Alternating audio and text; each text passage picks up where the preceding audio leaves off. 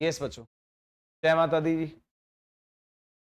Students आप लोगों ने मेरे साथ चैप्टर स्टार्ट करना है, that is liberalisation, privatisation and globalisation. But इस लिबरलाइजेशन, प्राइवेटाइजेशन और ग्लोबलाइजेशन, ये चैप्टर स्टार्ट करने से पहले एक बात क्लियर है स्टूडेंट, इस चैप्टर को स्टार्ट करने से पहले एक बात क्लियर है कि आप लोगों को Indian economy after the independence पता है। मतलब इस चैप्टर पर हम लोगों को आने से पहले आपने मेरे साथ Indian economy,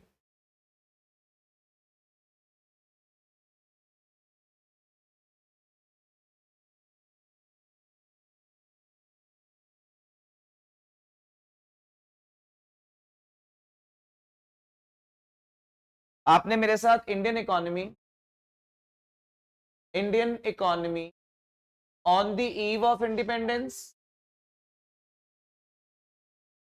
on the eve of independence, Indian economy after the independence, Indian economy on the eve of independence, Indian economy after the independence। फिर आप लोग आज मेरे पास आए हैं एलपीजी के लिए,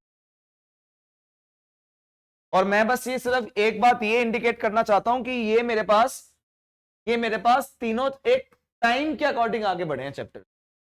अगर आप लोगों को इसके बारे में पता होता है तब आप लोगों को ये चैप्टर और बेटर लगता है। फिर आपको पता होता है कि ब्रिटिशर्स के आने से पहले, ब्रिटिशर्स जब हमारी कंट्री में थे तो क्या था, और मैंने तो बच्चे इससे पहले वाला भी बताया हुआ है कि जब ब्रिटिशर्स नहीं थे हमारी कंट्री में तब क्या था। हमारी कंट्री की इकोनॉमी प्रॉस्पेरस इकोनॉमी थी, हमारी कंट्री के अंदर एक हैंडीक्राफ्ट इंडस्ट्री थी जो कि बहुत फेमस थी। जब मैंने स्टूडेंट्स को ये पढ़ाया, तनीषा ये बाद में पिटाई करूंगा, जब मैं स्टूडेंट्स को पहले ये पढ़ाया, जबकि ये सिर्फ 2 पैराग्राफ्स थे, मैंने स्टूडेंट्स को पहले ये पढ़ाया और ये पढ़ाने के बाद अपना फर्स्ट चैप्टर स्टार्ट किया था, तब बच्चों को सच में समझ आया कि अच्छा ब्रिटिशर्स के आने से पहले ऐसा था, तो जब ब्रिटिशर्स आए तो उन्होंने ऐसा कर दिया। इसलिए सेकंड चैप्टर को बेटर करने के लिए फर्स्ट चैप्टर के बारे में पढ़ना बहुत जरूरी था।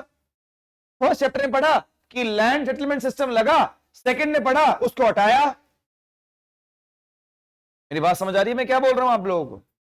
फर्स्ट चैप्टर पढ़ा कि आप लोगों के पास इंडस्ट्रीज लिमिटेड थी, कॉटन है जूट तक। सेकंड ने पढ़ा कि भाई बहुत सारी इंडस्ट्रीज आ गई थी। तो एग्जैक्टली अगर सेकंड चैप्टर को बेटर पढ़ना था तो उसके लिए फर्स्ट बहुत इंपॉर्टेंट था जी।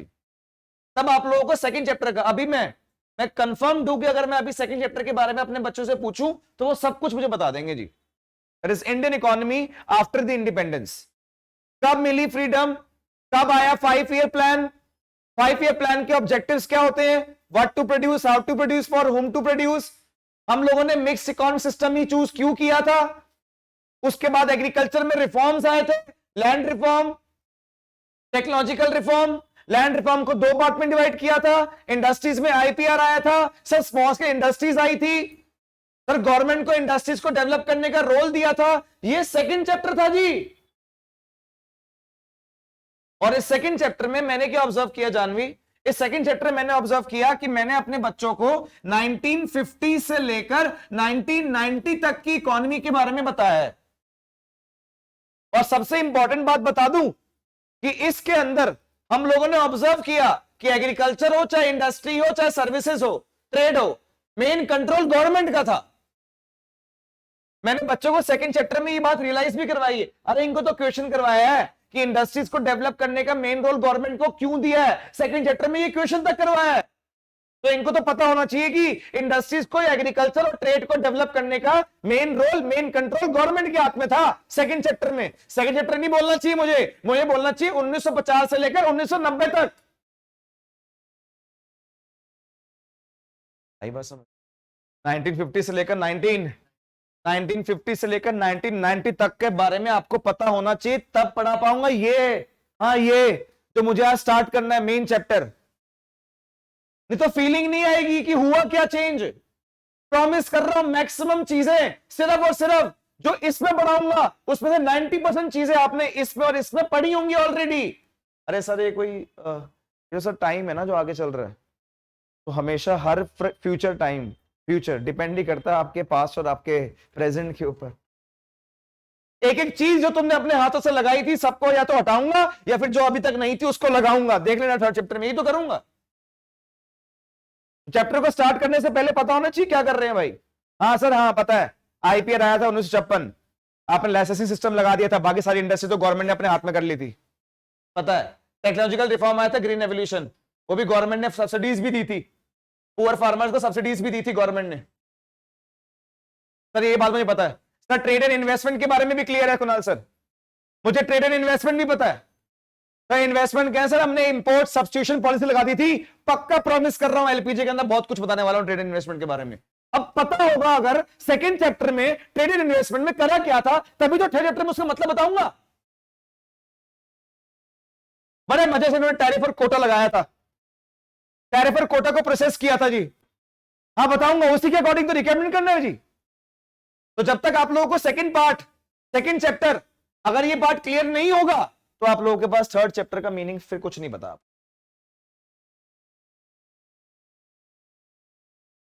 आप प्लीज यहां सुनना। यस सर, 1950 टू 1990, 1950 टू 1990 मुझे पता है सब गवर्नमेंट के हाथ में था। मुझे आईपीआर पता है, मुझे पता है ग्रीन रेवोल्यूशन है, पता है, मुझे पता है, मुझे पता है कि फाइनेंशियल कंट्रोलर कौन था, पता है, ये पता है। तो आज आपको एक बात बता दूं, 1980s के एंड तक जाते जाते agriculture again down, industries IPR 1956 में तुमको सब चीज़ों की, हाँ बड़े मजे से तुमने वो क्या कहते हैं इंपोर्ट सब्स्टिट्यूशन पॉलिसी लगाई थी बाहर से अपने आप को प्रोटेक्ट करने के लिए। तो तुम लोग ये भूल गए कि अगर तुम इंपोर्ट कम करवा रहे हो ना बाहर से, अगर इंपोर्ट तुम लोग कम करवा रहे हो बाहर से, तो ऑटोमेटिकली आपके यहाँ से एक्सपोर्ट भी नहीं। ये बात आप लोग भूल गए जी, आपका एक्सपोर्ट सेक्टर नहीं बढ़ा, आपकी कंट्री के अंदर फॉरेन एक्सचेंज नहीं आएगा। बड़े मजे से इंपोर्ट सब्सिडी पॉलिसी लगा दी सेकंड चैप्टर में, लाइसेंसिंग पॉलिसी लगाई थी ना हीरो बन के, कि प्राइवेट वालों को क्या चाहिए होगा जी, लाइसेंस। वो लाइसेंसिंग पॉलिसी कुछ भी नहीं हुआ, लोगों ने लाइसेंसिंग पॉलिसी के बहुत सारी लिमिटेशंस निकाल ली, प्रॉब्लम्स क्रिएट होना शुरू हो गई, तो इंडस्ट्रीज भी गई। 1980 के एंड पे आता करते इंडस्ट्रीज भी गई, एग्रीकल्चर भी गया। दैट मीन सर हमारे पास 1990 का एकमात्र, सर फिर 1950 से लेकर 1990 तक जितने भी 5 ईयर प्लान्स बनाए थे, तो उसमें कर क्या रहे थे फिर? आप तो बड़ा बोल रहे थे, प्लान का मतलब क्या होता है, प्लान का मतलब थिंकिंग इन एडवांस, वो उसमें सोचते हैं व्हाट टू प्रोड्यूस, का मतलब क्या किया फिर? कुछ नहीं किया।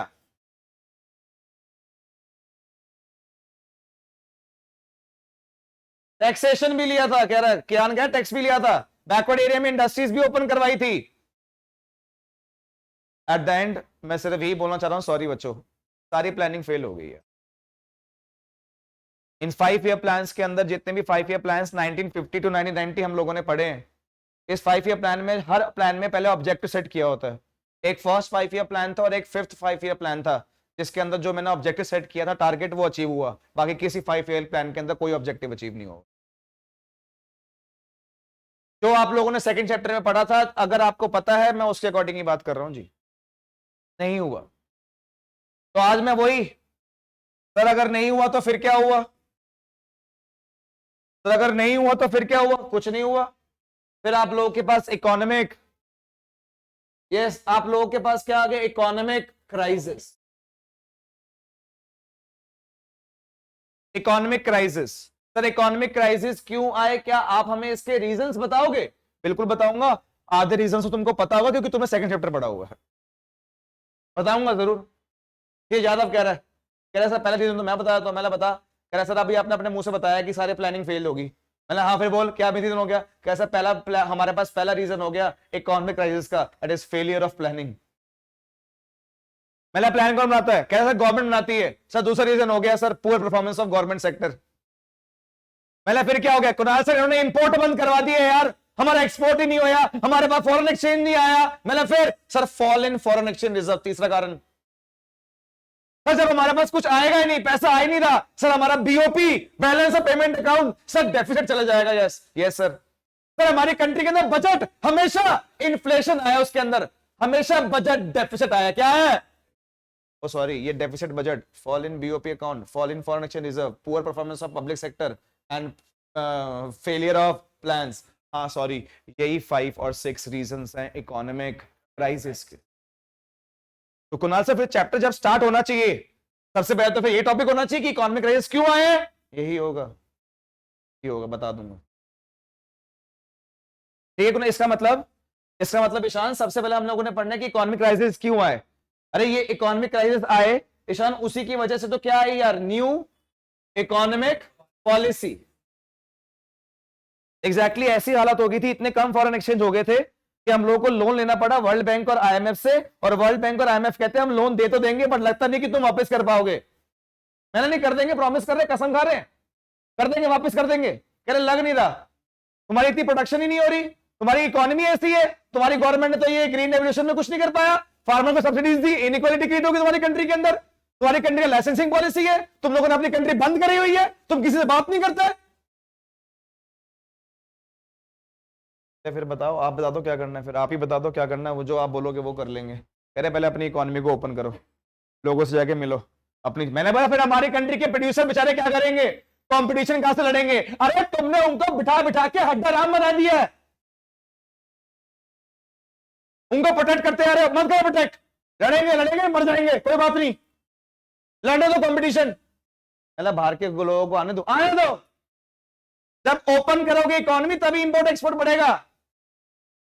और तुम्हारी गवर्नमेंट ने अचार बना दिया क्या, चाहे हमने किया क्या, प्राइवेट को तुमने दी 3-4 इंडस्ट्री, उससे खोलने के लिए भी क्या लगा दिया। अब गवर्नमेंट को दो सिर्फ 3 इंडस्ट्री, जब गवर्नमेंट खा दो 3 इंडस्ट्री, बाकी सारी किसके नाम पे कर दो जी, प्राइवेट। मतलब क्या चाहते हो, कहना लोन चाहिए, मैं हाँ चाहिए चाहिए, मतलब चाहिए, सॉरी गलत हो गया, आवाज थोड़ी तेज होगी, हाँ चाहिए चाहिए, कह रहे चाहिए तो अपनी कंट्री की इकोनॉमिक पॉलिसी चेंज करो तब करेंगे। मैं बताओ क्या करना है, आप बताओ। क्या 3 पॉलिसी, लिबरलाइजेशन, 3rd चैप्टर जी, मैं चैप्टर बता रहा हूं कि मेरी भी स्टोरी समझ रहे हो, ये थ्योरी यही लिखी हुई है जो बोल रहा हूं मैं, कहीं भी ऐसे बोलते चलो बोलो, ये मत सोचना परफॉर्म कर रहा हूं यहां पर मैं, या कॉमेडी कुछ चल रहा है सर अभी आप आएंगे। इसका मतलब अगर क्वेश्चन आ गया ना न्यू इकोनॉमिक पॉलिसी क्यों आई, तब भी ये रीजन, क्राइसिस क्यों आए तब भी ये रीजन भाई, क्योंकि क्राइसिस आए थे तभी तो क्या आई थी, न्यू इकोनॉमिक पॉलिसी। नहीं नहीं ये ऐसे नहीं समझेंगे, पता क्या समझेंगे, 2 क्वेश्चन के एक ही आंसर है बेटा, ये ऐसे समझेंगे।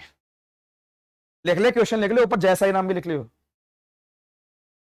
देख क्या लिख, आ रही मेरी बात समझ जी। हाँ जी, तो सबसे पहले सर आप यहीं से स्टार्ट करोगे क्या, इकोनॉमिक क्राइसिस हमारी कंट्री में क्यों आए थे, उसके रीजंस क्या होंगे, सारे रीजन बताऊंगा, जिसमें से अभी 5 के 5 रीजन बता भी चुका हूं, वैसे बोलते बोलते बता भी चुका हूं, तुमको रीड भी करा दूंगा। सर रीजन बता दोगे, हाँ बता दूंगा, रीजन बता दूंगा। सर अब ठीक है आपने रीजन बता दिए, सर ठीक है आगे इकोनॉमिक क्राइसिस, अब आपने रीजन बता दिए, सर अब हमने अडॉप्ट भी कर ली क्या, न्यू इकोनॉमिक पॉलिसीज, सर हमने अडॉप्ट कर ली, क्या अडॉप्ट कर लीजिए, न्यू इकोनॉमिक पॉलिसी। ठीक है सर हमने न्यू इकोनॉमिक पॉलिसीज को अडॉप्ट कर लिया, हमने न्यू इकोनॉमिक पॉलिसी को क्या कर लिया जी, अडॉप्ट कर लिया। हाँ आगे न्यू इकोनॉमिक पॉलिसी, अब कुणाल सर अब क्या करें भाई, न्यू इकोनॉमिक पॉलिसीज को अडॉप्ट किया ना, तो जो तुमने पॉलिसी अडॉप्ट करी है ना उसमें 2 तरह के मेजर होते हैं। न्यू इकोनॉमिक पॉलिसी के अंदर 2 तरह के मेजर्स लिए, एक होता है बच्चे स्ट्रक्चरल मेजर, एक होता है स्टेबलाइजेशन में। अरे समझा रहा हूं, मतलब घबराओ मत, सुनो।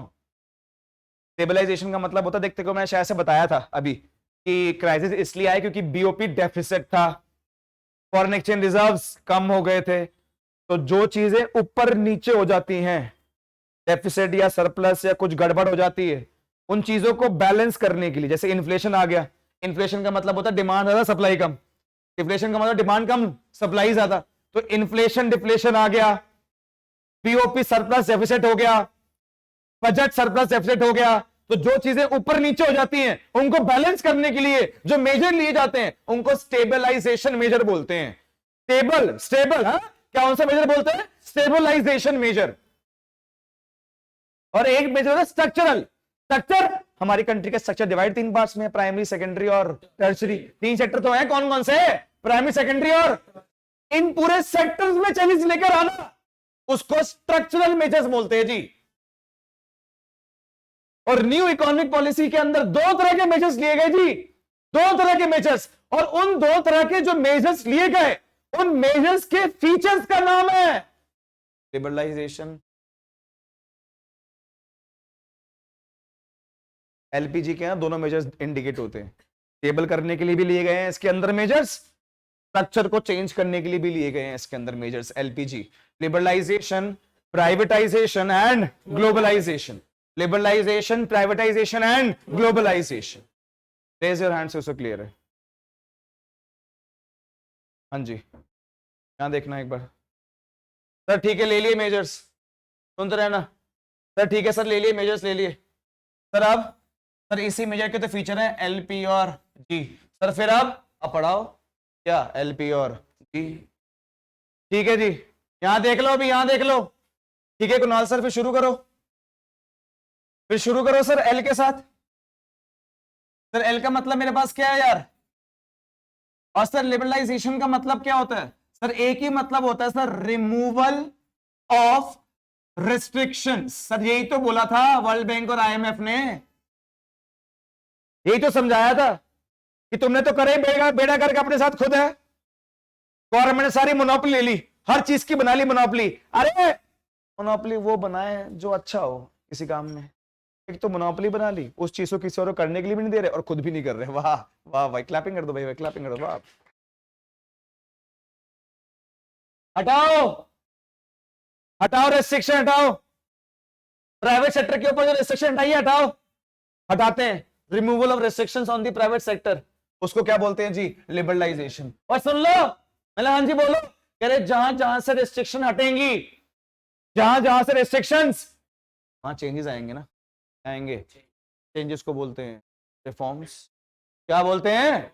घबरा के रहे हो? हाँ जी, जहां जहां से क्या हटेंगी, क्या हटेंगी, वहां पे क्या आएंगे? चेंजेस। क्या आएंगे? चेंजेस को क्या बोलते हैं? मतलब हाँ, क्या आएंगे? हाँ जी, क्या आएंगे?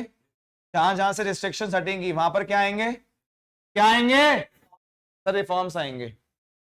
5 जगह से रिस्ट्रिक्शन, 5 जगह, हाँ भाई 5 जगह से, 5 जगह से रिस्ट्रिक्शंस हटे, तो 5 तरह के रिफॉर्म।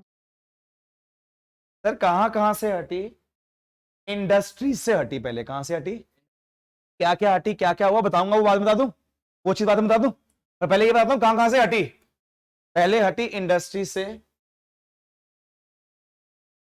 Industrial sector reforms.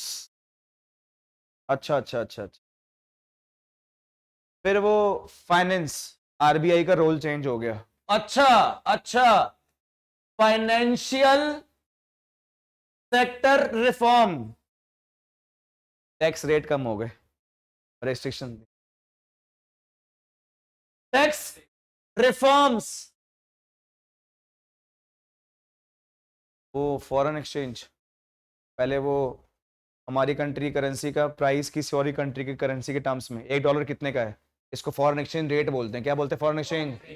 पहले रेट गवर्नमेंट डिसाइड करती थी, अब with the help of demand and supply हट गई रेस्ट्रिक्शंस। क्या हट गई? हट गई रेस्ट्रिक्शन। रेस्ट्रिक्शन हटेगी तो क्या आएगा? Reform. Foreign exchange reform, foreign exchange reform, trade and investment reform.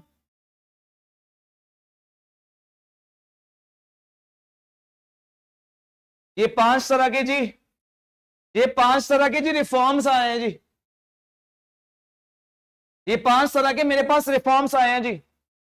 मेरे पास फर्स्ट रिफॉर्म आप लोगों के सामने मेंशन है, सारे मिलके बोलेंगे जी। First reform, second reform, third reform, fourth, fifth, trade and investment reform. Fifth कौन सा है जी? Trade and investment reform. ये 5 तरह के रिफॉर्म्स आए थे। कुणाल सर, मैंने हाँ जी सर, इंडस्ट्री सेक्टर के अंदर भी बहुत सारे रिफॉर्म होंगे। मैंने हाँ, इसके अंदर भी, इसके अंदर भी। अरे ये 5 टॉपिक हैं।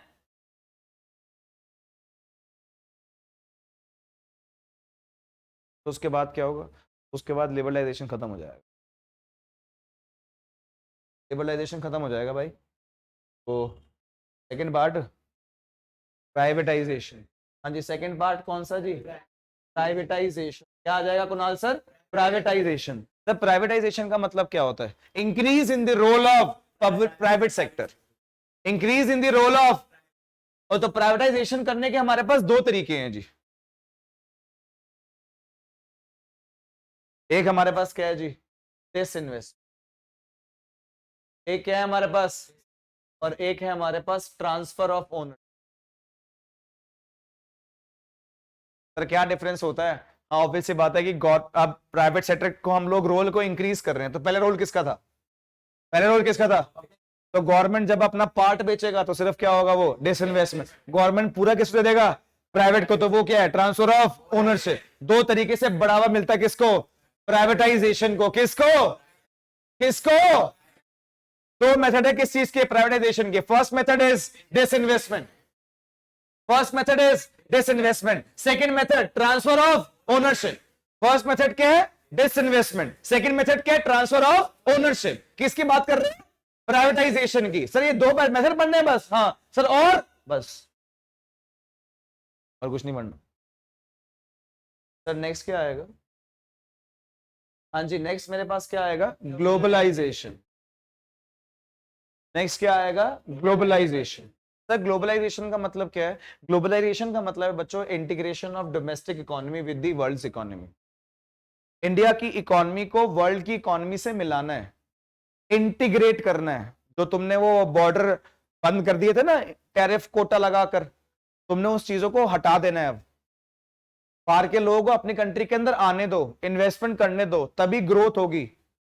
इसका मतलब मैं तो कभी कभी ये बोलता हूं कि अगर तूने रिस्ट्रिक्शन हटा दी उसको बोलते हैं लिबरलाइजेशन, प्राइवेट को मौका दे रहा है उसको बोलते हैं प्राइवेटाइजेशन। जब ये दोनों चीजें मिल जाती है ना तो अपने आप बढ़ावा मिलता है किसको जी? ग्लोबलाइजेशन को। तो कभी कभी मेरा बोलने का मन करता है liberalisation plus privatisation is equals to globalisation. और इन तीनों पॉलिसीज में से सबसे बढ़िया पॉलिसी मुझे कौन सी है जी? ग्लोबलाइजेशन। Borderless world. जिसके पास जो कम है वो बेच दे, जिसके पास जो ज्यादा है वो, तो जिसके पास जो ज्यादा है वो बेच दे, जिसके पास जो कम है वो ले ले, दोनों का फायदा। बेचने वाला कह रहा था इतना मिल जाता, उसको मिला ज्यादा। खरीदने वाला कहता है इतना महंगा मिल रहा है, उसको मिला सस्ता। दोनों के फायदे जी, दोनों के बेनिफिट जी। ग्लोबलाइजेशन एक बहुत इंपॉर्टेंट पार्ट है जी। और ग्लोबलाइज वर्ल्ड कब बना? जब WTO आया। WTO से पहले क्या आया? GATT, general agreement on trade and tariff. Trade और टैरिफ, टैक्सेस, ट्रेड और टैक्सेस, उसका एक एग्रीमेंट। आओ आओ आओ सारी कंट्रीज आ जाओ, इसके ऊपर साइन करो, और हम लोग आपस में म्यूचुअल एक रिलेशन बनाएंगे जिसमें हम लोग ट्रेड करेंगे और कितना कितने टैक्स लगेगा आपस में खुद डिसाइड करते हैं। आ जाओ आ जाओ। तो पहले बना गैट, फिर इसी गैट का जब कंट्रीज ऐड होती गई, 27 कंट्रीज साथ बना गैट। जब कंट्रीज ऐड होती गई तो फिर इसी गैट का नाम चेंज करके WTO कर दिया, वर्ल्ड ट्रेड ऑर्गेनाइजेशन। और आज 158 से अबव कंट्रीज हैं जी इसके अंदर जी। पर इसका मतलब क्या है? ये ऐसा एक डॉक्यूमेंट है जिसमें ट्रेडिंग के बारे में, पूरे वर्ल्ड के बारे में, जो जो कंट्रीज आपस में ट्रेड करती हैं उनका क्या रूल्स और रेगुलेशन है, सब कुछ प्लान है, सब कुछ लिखा हुआ है जी, कितने साल तक सब लिखा हुआ है। सर इंडिया भी पार्ट बन गया होगा? हाँ, जब ग्लोबलाइजेशन लेके आई इंडिया अपनी कंट्री के अंदर, भाई न्यू इकोनॉमिक पॉलिसी चेंज हुई तो इंडिया भी इसका पार्ट बना। तो कुणाल सर क्या हमको WTO के बारे में पढ़ाओगे? पढ़ाऊंगा। WTO के फंक्शन पढ़ाओगे? हाँ पढ़ाऊंगा। इंडिया का क्या रोल है WTO, वो पढ़ाओगे? हाँ वही पढ़ाऊंगा भाई। अरे एक ही पेज है, तीनों चीजें एक ही पेज है, ज्यादा कुछ नहीं है। सर ग्लोबलाइजेशन की वजह से हमारी कंट्री में बाहर से बहुत सारे लोग आए होंगे? हाँ आए हैं। सर हमारी कंट्री में से बहुत सारे कॉल सेंटर्स, BPOs ओपन हुए होंगे? हाँ हुए हैं। फिर इसे आउटसोर्सिंग कहते हैं, आउटसोर्सिंग। सर पहले जो काम हम लोग खुद करते थे, आज वो काम किसी और से करवाना, उसको आउटसोर्सिंग बोलते हैं सर। सर इसका मतलब बाहर के लोग, सर उनके लिए तो आउटसोर्सिंग करवाना बड़ा इजी होगा।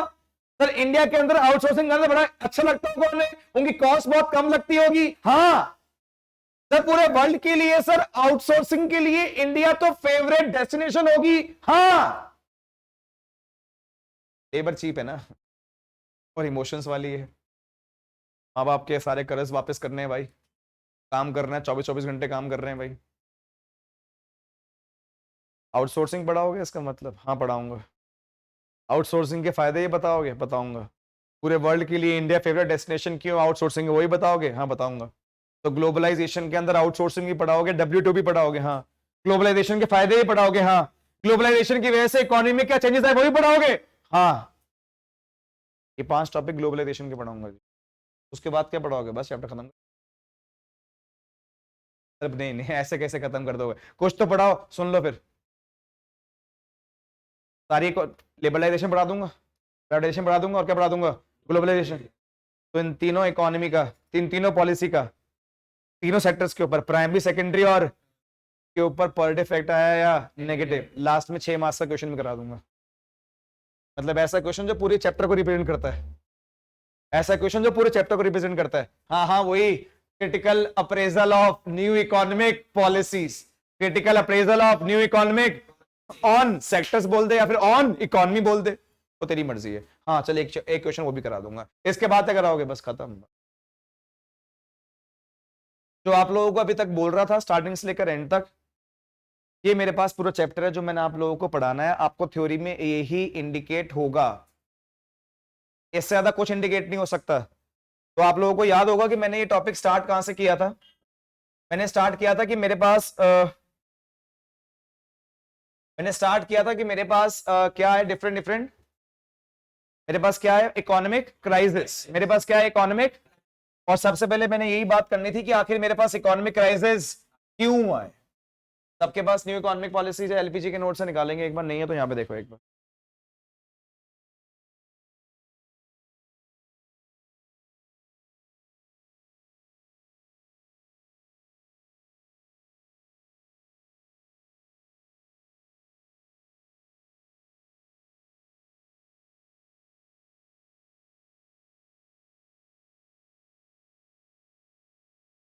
यस, देखो जी, स्टार्ट करते हैं एक बार एलपीजी और देखते हैं कि जो हम लोग भी सुन रहे थे एग्जैक्टली वही मेंशन्ड है या नहीं। Since independence India followed the mixed economic system. क्या फॉलो किया इंडिया ने? हाँ जी, क्या फॉलो किया? ये तो सेकंड चैप्टर में पता लग गया था हमें कि इंडिया ने क्या फॉलो किया है जी? Mixed economic system by combining the advantage of, हाँ मिक्स के अंदर पता है मुझे, एक प्राइवेट है और एक पब्लिक। प्राइवेट का मतलब मार्केट इकोनॉमी, कौन सी इकोनॉमी? और पब्लिक का मतलब कमांड इकोनॉमी, कौन सी economy? The market economy system that is capitalist and with those of planned economic system that is socialist. But in reality, हाँ रियलिटी पता है इन बच्चों को, पंडित जवाहरलाल नेहरू जी ने हमारे मिक्स्ड इकोनॉमिक सिस्टम स्टार्ट तो किया था। हाँ जी, मिक्स्ड इकोनॉमिक सिस्टम स्टार्ट तो किया था, पर मेन रोल दिया तो किसको था? पब्लिक को। हाँ हाँ, क्योंकि देना भी था, उस वक्त काफी इनइक्वालिटी थी। But in reality the public sector dominated. हाँ वो पता है, रियलिटी पता है हमें, सेकंड चैप्टर पढ़ा हुआ है। The control and regulation of our economy and private sector was ignored. वो तो पता ही है। अच्छा, ये चैप्टर पढ़ाने वाला है ना एलपीजी, तभी पहले बता रहे हैं हमारी गलती ये हो चुकी है, हमने ये गलती करी है, सेकंड चैप्टर में पढ़ी है। आप सोच के देखो, बिना सेकंड चैप्टर के थर्ड चैप्टर कैसे पढ़ा दूं यार? ये बातें आपको पता है। अरे मैंने तो क्वेश्चन करवाया है, गवर्नमेंट को ही मेन रोल क्यों देना चाहिए, वो क्वेश्चन करवाया है। और आज पढ़ा रहा हूँ सॉरी गलती होगी, हमने सिर्फ गवर्नमेंट को रोल दे दिया, प्राइवेट को इग्नोर कर दिया। आज वो पढ़ा रहा हूँ यार, तो रिलेट कर पा रहे हैं स्टूडेंट्स यार, इसको रिलेट कर पा रहे हैं। और जितना रिलेट करोगे उतना थ्योरी बेटर निकलेगी यार फिर, और हाथ से और क्या। There was a huge investment in, हाँ हुई थी, and very slow investment in private. हाँ पता है, the dominant of public sector for about 4 decades. हाँ 40 साल, 1950 से लेकर 1990 तक। हाँ second chapter, led to the establishment of various rules and which hampered the process of. मतलब साफ साफ बोल रहे हैं कि मेन गलती तो भाई किसकी है जी? पब्लिक सेक्टर की। किसी गलती है जी? तो अकॉर्डिंग टू सम, तो जब से ये रोल बढ़ा है किसका? Help Indian economy to achieve the growth in. बहुत अच्छा ही बोल रहे हैं जी।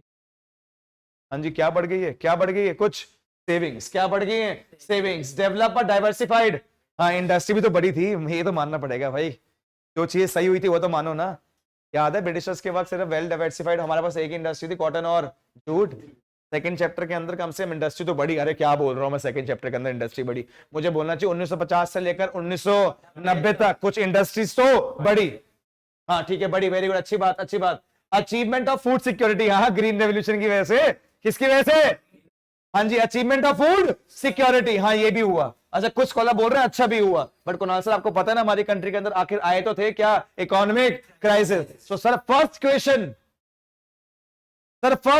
सर इस चैप्टर का सर कि सर हमारे पास क्या है, तो सबसे पहले economic crisis. Sir economic crisis के reason, sir first reason poor performance of,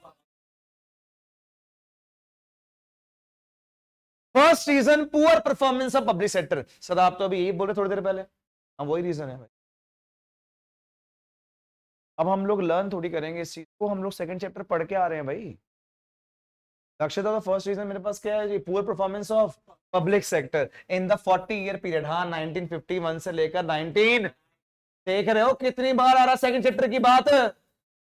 इन 1950 कहां से लेकर 51 से लेकर 1990 public sector was assigned and, हाँ कितनी बार बताओगे ये बात, पता है हमें कि पब्लिक सेक्टर को ही सबसे इंपॉर्टेंट रोल मिला था to work with the economic development of India. But however except for the few enterprises, कुछ एंटरप्राइजेस को छोड़कर the overall performance was very,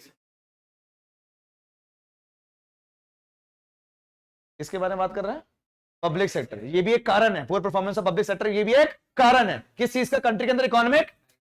दूसरा कारण डेफिसिट आ गया था क्या, बीओपी, डेफिसिट आ गया था क्या।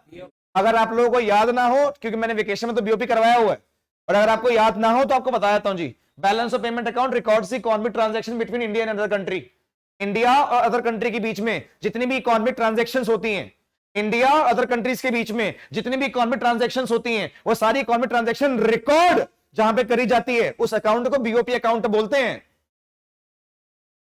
अगर आप एक्सपोर्ट करोगे गुड सर्विसेज का तो पैसा आएगा, इंपोर्ट करोगे तो पैसा जाएगा। जो पैसा आता है वो बीओपी में होता है क्रेडिट, जो पैसा जाता है वो बीओपी में होता है डेबिट। तो पैसा आना क्रेडिट, जाना डेबिट। ओ बीओपी कैसा आ गया, डेफिसिट, मतलब पैसा आया कम और गया, मतलब इंपोर्ट ज्यादा और एक्सपोर्ट। ये भी एक कारण है हमारी कंट्री के अंदर इकोनॉमिक क्राइसिस आने का।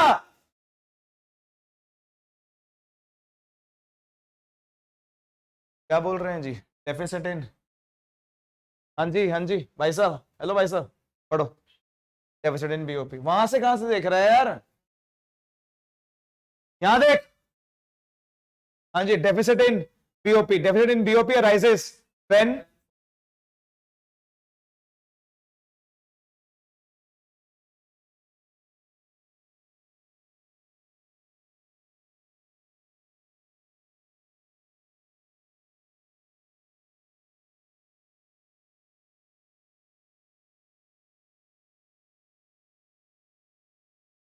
समझ कह रहे हैं कि उस टाइम पर एक्सपोर्ट कम था और इंपोर्ट फिर भी ज्यादा था, ये असर है।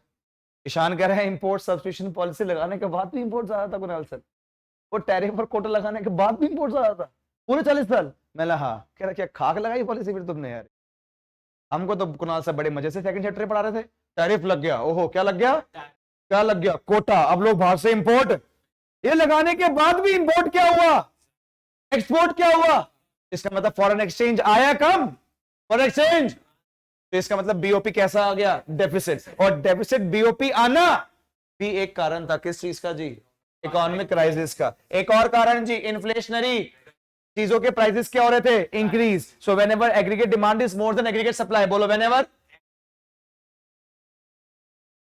Aggregate demand is more than, तो जब कभी भी एग्रीगेट डिमांड ज्यादा होता है किससे, एग्रीगेट सप्लाई से, एग्रीगेट, तो उससे कंट्री का जनरल प्राइस लेवल क्या हो जाता है, इंक्रीज, क्या हो जाता है, और जितनी भी एसेंशियल चीजें होती है उनका प्राइस बहुत, और फिर जब प्राइस बहुत बढ़ जाता है तो मैक्सिमम पुअर लोग उसे परचेज, ये भी एक कारण था कंट्री के अंदर क्या आने का, इकोनॉमिक क्राइसिस, क्या आने का।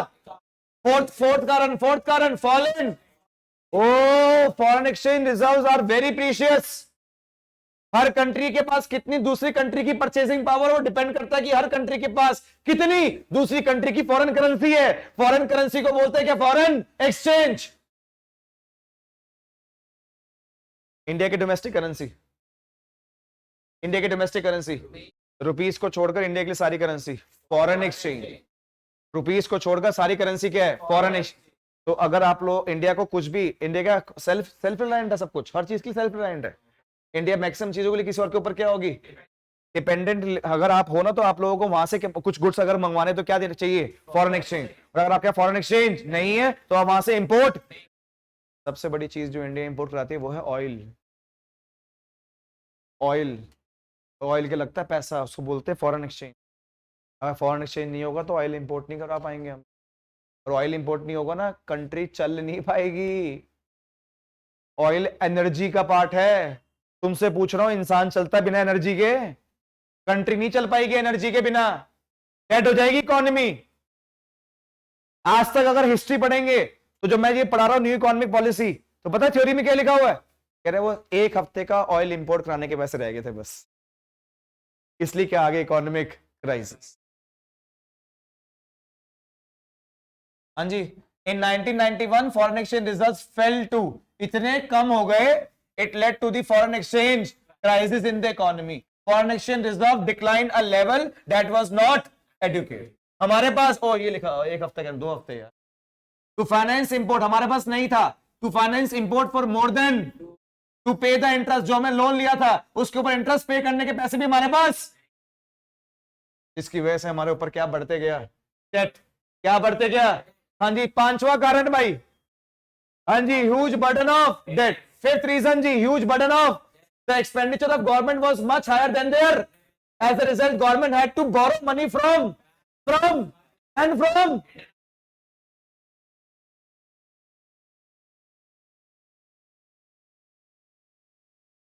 High burden of debt, poor performance of public sector, deficit BOP, fall in foreign exchange reserves. अरे यही तो है सारे कारण। अरे किस चीज के रीजन है ये? किसके रीजन है दियो? किसके रीजन है? किसके रीजन है? हाँ लगाना ही तो है। किसके रीजन है? हाँ जी, इकोनॉमिक। किसके रीजन है? देख चलो छोड़ो, इकोनॉमिक। किसके reason? Economic. And last reason inefficient management. Manage कर भी कौन रहा था? पब्लिक। तो उसी की बात दोबारा हो रही है। हाँ जी, क्या बोल रहे हैं? The origin of financial crisis can be traced from the inefficient management of an, the government आ गया। The government was not able to generate sufficient from such as, ना टैक्स से पैसा कलेक्ट कर पाई, जो एंटरप्राइजेस चला रहे थे ना उससे पैसा कलेक्ट हो पाया, और गवर्नमेंट का expenditure began to exceed its by such a large margin that it becomes, come on, first reason, हाँ जी, first reason poor performance of, सारे मिलके बोलेंगे जी, first reason poor performance of, second deficit in, third inflationary, fourth fall in, fifth huge burden of, sixth inefficient management। Sir ये reason से, sir ये reasons किसके थे? Sir ये रीजन से हमारी कंट्री के अंदर इकोनॉमिक, या फिर कुणाल सर ये रीजन से हमारी कंट्री के अंदर न्यू इकोनॉमिक पॉलिसीज आने की, क्या आने की? New economic. सर फिर क्या हुआ? सर इन पॉलिसीज को, इन क्राइसिस को, सर इन क्राइसिस को मैनेज करने के लिए, to manage the economic crisis of 1991, Indian government approach the international bank, that is जिसको क्या बोलते हैं? IBRD, पॉपुलरली नोन एज, और किसके पास गए? IMF के पास। किसके पास? It is international monetary fund, बोलो इंटरनेशनल, और इनसे लोन लिया। क्या लिया? कितना? 7 बिलियन। ये बात कर रहे थे, क्या लिया था हम लोगों ने? क्या लिया था? और वो क्या कहते हैं? लोन कब देंगे जी? कब देंगे? जब तुम क्या करोगे? On the reducing the role of the and removing the, अगर तुम ये 3 काम करोगे तो हम तुम्हें क्या देंगे? पहले हाँ, दे दो प्लीज दे दो। लोन दिया और हमारी कंट्री के अंदर क्या आ गई?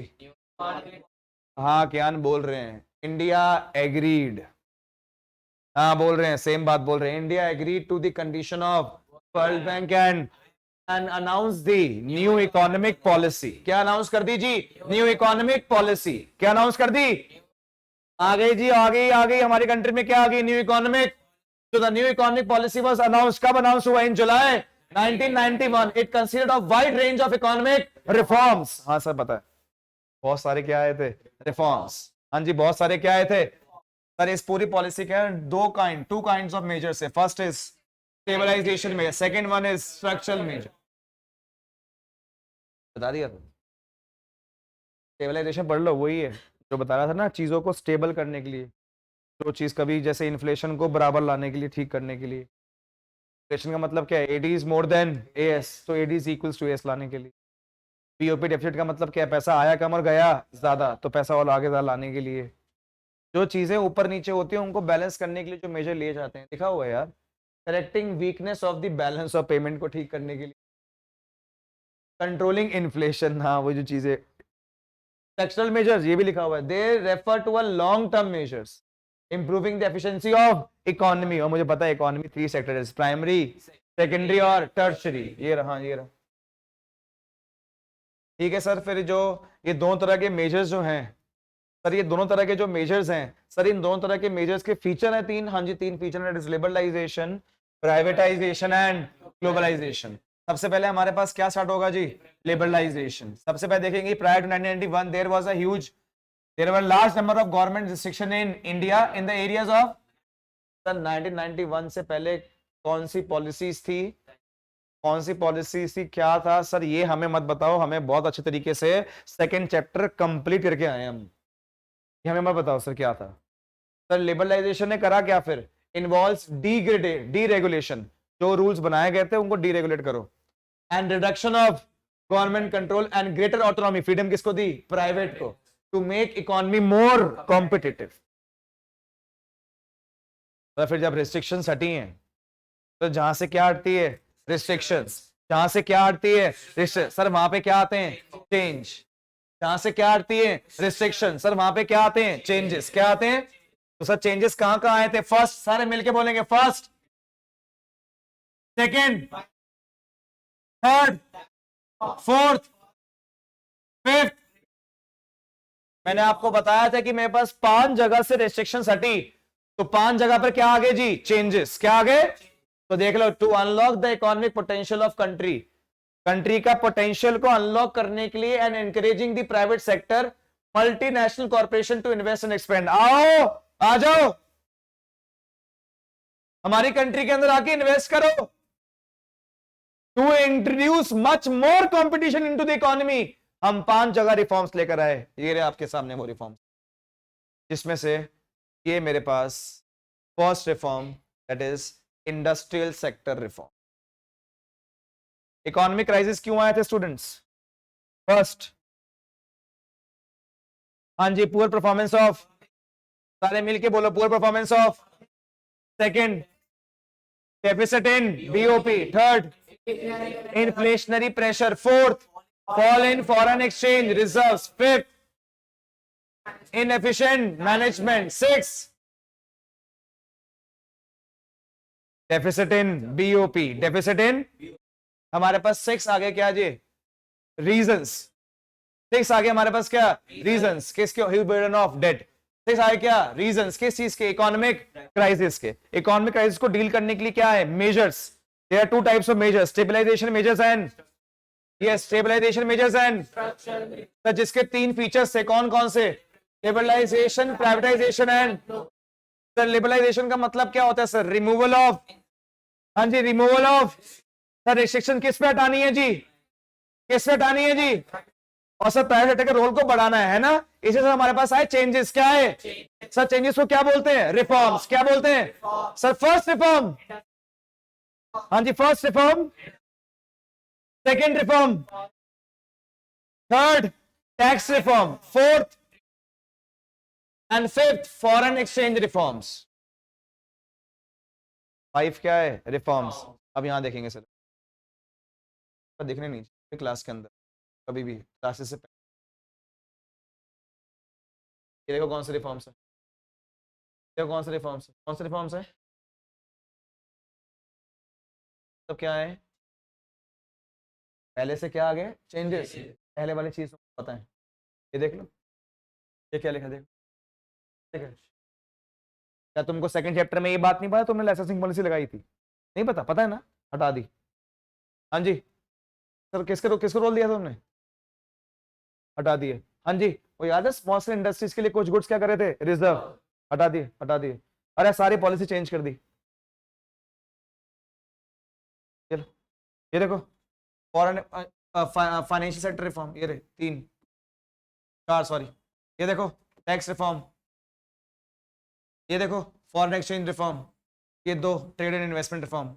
सारे रिफॉर्म्स खत्म। क्या आ गया, क्या आ गया? पहले बताया था प्राइवेटाइजेशन के 2 पैराग्राफ हैं सिर्फ, वो कमेंट करके क्या आ गया जी? ग्लोबलाइजेशन की डेफिनेशन और ग्लोबलाइजेशन की वजह से इंडियन इकोनॉमी में क्या क्या चेंजेस आए हैं। सबसे इंपॉर्टेंट क्वेश्चन लगता है मुझे, ग्लोबलाइजेशन के से इंडियन इकोनॉमी में क्या क्या चेंजेस आए हैं। हाँ जी, ग्लोबलाइजेशन की वजह से हमारे पास आ गया फेवर और उसके क्या आ गया अगेंस्ट। बताया था किसके बारे में? हाँ जी, किसके बारे में और किसके बारे में? ये खत्म होगा, फिर एक क्वेश्चन बताया था, कौन सा? Critical appraisal of new economic policies.